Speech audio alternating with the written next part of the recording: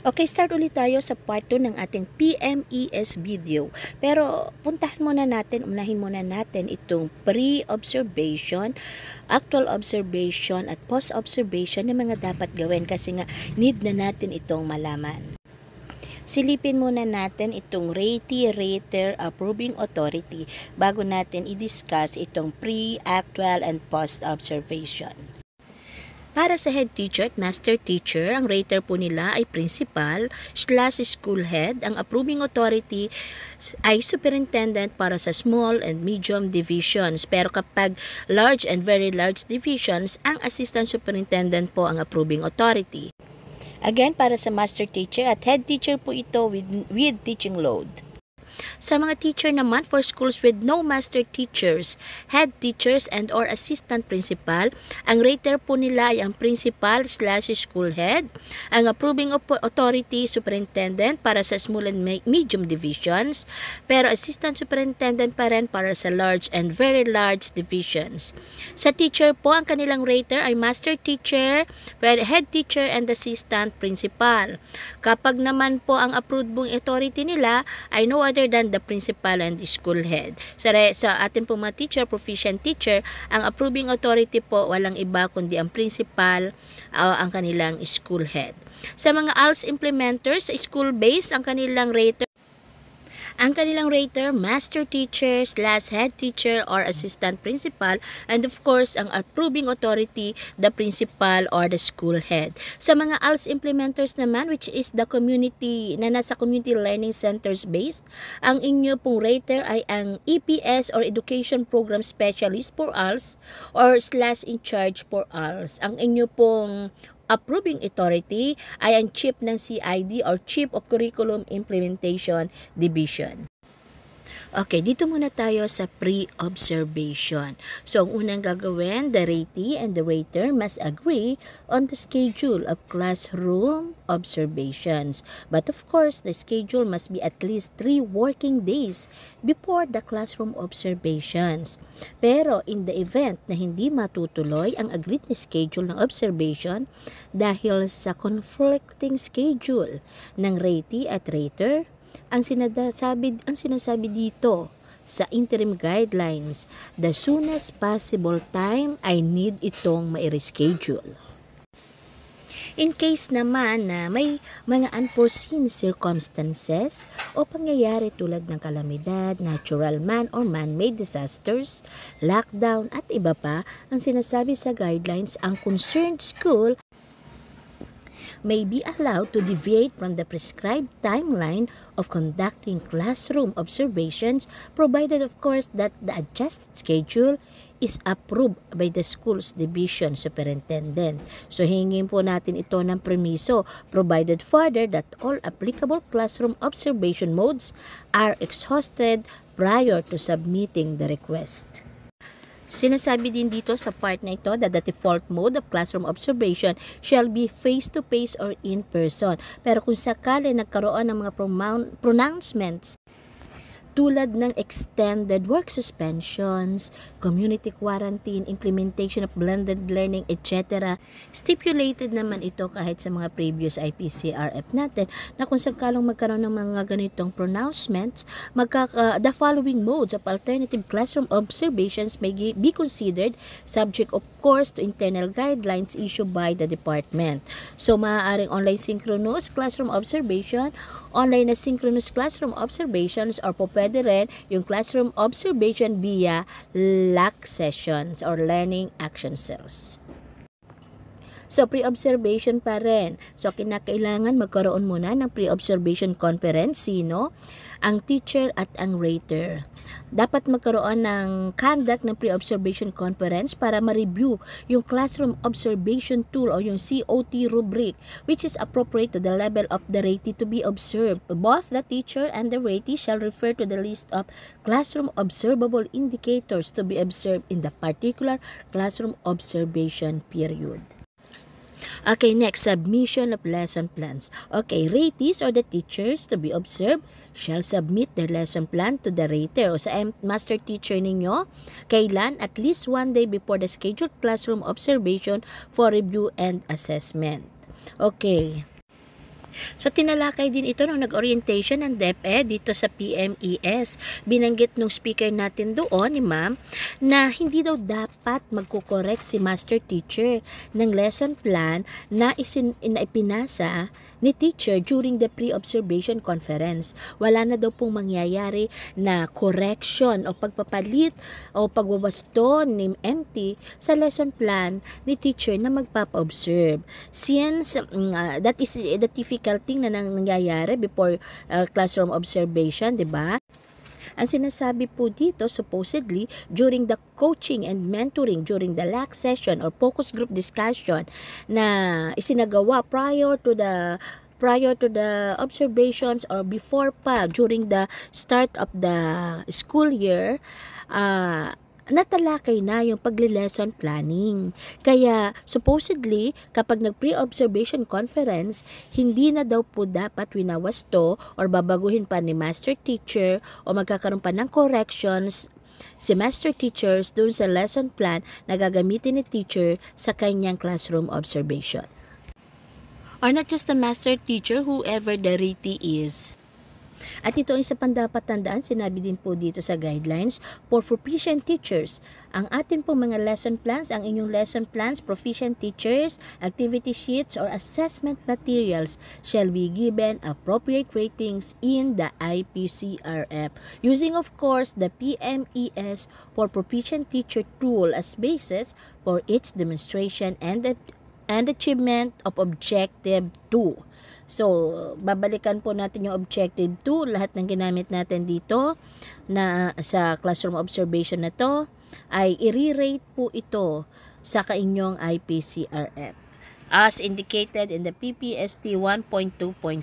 Pero paalala din lang po sa ating mga teachers, sa ating ratees at sa ating mga MTs, yung ating mga raters. May sinabi po dito sa number 24 that the ratees and the raters shall ensure that the lesson plans, instructional materials, assessment tools, and other teaching and learning resources na gagamitin during classroom observation must reflect those usually employed during regular class days.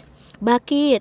Ito daw po ay para masiguro that the demonstration of teaching and classroom observations actually represents the teaching learning dynamics that learners and teachers experience on a daily basis. Okay, dito na tayo sa actual observation. So, una dapat tandaan, the ratee or the teacher, the proficient teacher shall deliver the lesson. Pero ang sinasabi po dito, for purpose of rating the performance, classroom observation shall be done for the entire class period. Kung 45 minutes po ang isang period, sa buong 45 minutes, tatapusin po pag nagkaroon po ng classroom observation. So, classroom observations shall be done the entire class period. Okay, next. Raters or the observers, si master teacher man yan, shall only use the observation notes. So, si rater or si master teacher o kung sino man ang rater mo, hindi po dadalhin yung rating sheet, hindi rin po dadalhin ang inter-observer agreement form. Wala pong siyang dadalhin si rater kundi ang observation notes. Kapag empty daw po ang nagpapa-class observation, pwede ba daw manood ang mga colleagues? Yes, pwede pong manood ang co-teachers niya, ang regular teachers na mini-mentor ni MT. Sapagkat ito po ay pwede na i-consider na mentoring and coaching activities ni master teacher. Namomodel niya po yung classroom demonstration. So, dito naman tayo sa post-observations. Una dito yung individual rating. So, the raters rate the performance of teacher using, of course, the COT. Yung COT appropriate to the teacher's level. Teacher 1 to 3 yung kulay green and then master teacher 1 to 4 yung color blue. Anong bibigyan ng rating? Only those indicators na expected to be observed in an observation period as agreed noong pre-observation conference ni teacher at saka ni rater. Ito ang isa pang mahalaga na dapat tandaan ng mga observers. So kasi nasabi din dito, if there are multiple observers, only the subject specialist is expected to rate Objective 1. Ano po ba yung Objective 1? So sa Objective 1, ito yung applied knowledge of content within and across the curriculum teaching areas. Kung mayroong multiple observers si teacher, ang subject area expert lamang ang magre-rate doon sa Objective 1. So ito sa mga junior high school at senior high school kasi by specialization, pero sa elementary wala namang problema since teachers are generally as all observers are expected to rate Objective 1 sa elementary level. So, dito naman tayo sa Inter-Observer Agreement Exercise. So, in case na meron pong mga multiple observers, the raters, itong mga observers natin, shall meet to discuss the individual ratings given. So, in case of different ratings, 4, 5, 6, they shall come up with a final rating. Pero tandaan po, the final rating shall not be an average but a final rating based on a reasoned and consensual judgment. So, reminder din lang po sa mga raters natin, kay master teacher man yan, kay head teacher man yan. So, lagi po nating i-consult yung ating classroom observation tool, performance management and evaluation system, rubric level summary. Dito po makikita natin kung paano ba talaga natin dapat i-rate yung ating mga rating na ino-observe. Bakit 3, bakit 4, bakit 5, bakit 6, bakit 7. So sa level 3, ang level nito ay organizing pa lang, developing, applying, consolidating, and 7, integrating. Ito po yung mga rubric na dapat nating i-consider. So bilang rater, alam natin na pag nagbigay tayo ng 6 or 7, talagang napaka-huhusay na po ng mga bata sa classroom. Talagang nagbabakbaka na sa husay ang ating mga estudyante. That's why kailangan ma-justify natin bakit tayo nagbigay ng 6, bakit tayo nagbigay ng 7. The teacher demonstrate accurate, in-depth, and broad knowledge of all concept in the presentation of the lesson. Ito po ba kung bakit 6 or 7 sapagkat the teacher applied high-level knowledge of content and pedagogy that creates a conducive learning environment that enables an in-depth and sophisticated understanding of the teaching and learning process to meet individual or group learning needs within and across the curriculum content areas. So, hindi po tayo basta nagbibigay ng 6, ng 7.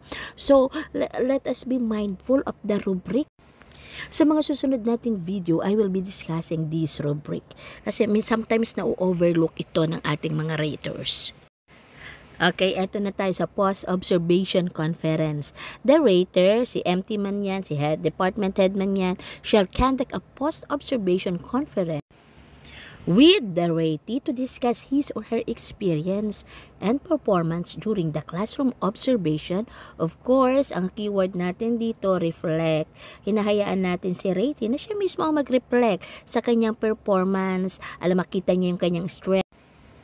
Makita niya rin ang kanyang weaknesses. And on the process of having the post-observation conference, let the teacher himself or herself, makita niya yung kanyang strengths, mag-reflect siya doon, ang kanyang weaknesses. Kaya nga sinasabi as rater, hindi natin hinahayaan na makaramdam ng anxiety ang ating sariling mga teacher during the classroom observation, lalo na sa post-observation conference.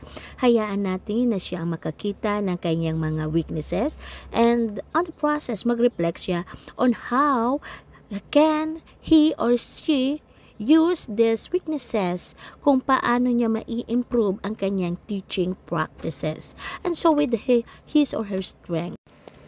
Kaya nga kapag ako nagpo-post ko, lagi kong tinatanong sa teacher kung may gusto ka pang i-improve sa ipinakita mong pagtuturo. Sa palagay mo, ano yung i-improve mo na yon at bakit? So mga ganong tanungan ba? At kung may nakita pa naman tayo na nais nating i-share talaga kay ratee natin, so we have to do it in a more objective and constructive way. So napakahalaga nga daw po na ang post-observation must be conducted in a very supportive and friendly environment. Gana the days na natatakot si ratee, si teacher, sa kanyang rater. Wala na pong ganon.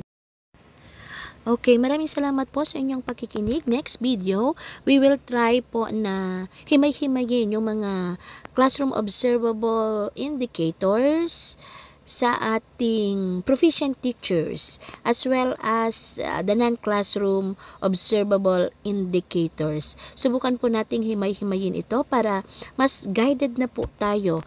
At bago pa man dumating yung ating rating period ay mapaghandaan na po natin itong mga COIs and NCOIs ng ating mga teacher.